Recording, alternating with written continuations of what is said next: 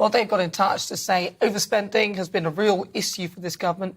Tackling the nation's debt must be a priority for the new Prime Minister. Yes, well, what impact will this have on future generations? Should the government act now or just let it snowball? Is there a middle, in-between kind of policy that they can find there? Well, joining us now is economist Jonathan Davis.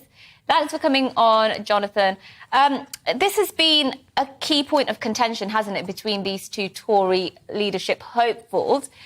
In your view, who has the sounder policy on how to deal with debt? Neither of them. They both want as much debt as possible. They are politicians for the last 30 years. So that's all forms of politicians, for want of a better phrase. State debt, corporate debt, household debt has absolutely exploded. And the only reason why, since the Conservatives have been in charge for the last 12 years, the only reason why they've been able to keep the plate spinning is because, of course, the cost of borrowing, because the government pays interest on debt as well, has been kept at practically 0% for over the last decade. Well, now that we are in an era of high and rising inflation, interest rates, of course, have been rising for the last 6 or 12 months, and government now has to pay some 2% per annum to service the debt, to pay the interest, just like we all pay interest on our debts. Thus, the cost of borrowing has absolutely exploded, and that is materially affecting government finances. Thus, you think they're going to cut spending? No, they're not. What they're going to do is borrow even more to pay off the existing debt and then borrow more. They have no intention whatsoever of changing the current situation. They are quite happy to let inflation ride. They want inflation because that's going to inflate away the debt and impoverish the bottom 90%. Wow, you paint a very stark picture there, crikey.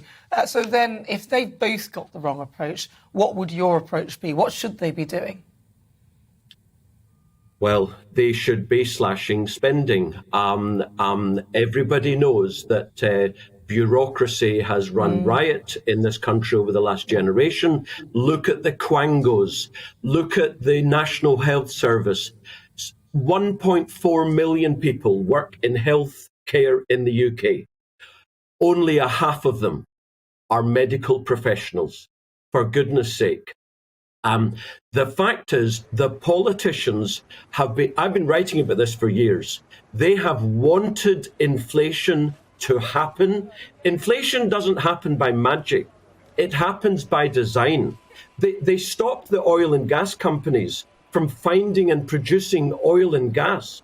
Thus, we've seen, for example, this year, home energy costs up 50% a year. The cost of fuel at the pump has gone from £1 a litre a couple of years ago to £2 a litre. Now, I don't know about you, but I don't know many people who have seen their earnings increase by the 20, 30, 40% that the cost of living has gone up.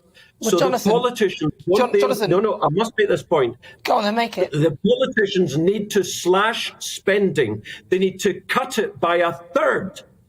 And I know that will create an economic problem in the short term, but only an economy in deflation prospers. In inflation, it goes to the rubbish tip. Well, there's a nice little ending there, Jonathan. Well, listen, Jonathan, but I think you're slightly wrong, because Liz Truss, there was a document that was leaked that apparently she does plan to, and it did say that she was urging Dominic Cumming to scrap hundreds of woke civil service posts. She also called on getting rid of all those extra jobs. She's, so one of them is talking about reducing the bureaucracy and cutting down the red tape. I haven't heard it from Rishi Sunak's lips at all, and she has talked about the NHS as well. So that's a 1% cut. I'm telling you, it will do absolutely nothing. But she also talked about slashing that civil service. So I'm with you. I think they could cut a lot of spending. They've got to do that in conjunction with their other Yes, policies very as well. finally, I do want to ask you, obviously you just said there that they need to slash spending by a third. Where would they slash that spending? Because when people hear NHS, slash spending, they hear our public services are going to get much worse than they are now. Yeah.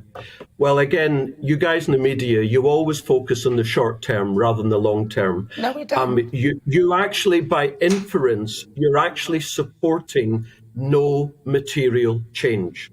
That's the problem. So We're just asking you questions based on what you've told us. I'm asking you. You've said slash spending. How do we slash spending? I'll give you an example. One example I saw just yesterday on Twitter. By the way, Mercy, you should have a look at my Twitter account. You might enjoy that one as well as the other one on property. I saw that in one district of the NHS, they want to bring in a manager for diversity. It's ridiculous. For £108,000 a year. One district. We agree. Multiply Listen, that by 150 districts. Listen, if you've watched anything here, you'll know, Richard, that we don't agree with any of that. We should scrap diversity inclusion. Liz Truss was saying exactly that. She said get rid of a lot of quangos. She said reduce the civil service. She also is looking at the NHS, which is overspending, way too much management. Most people would agree with that. Now, let's hope they do that. Jonathan, it's really good to talk to you. Thank you so much for joining us here on GB News.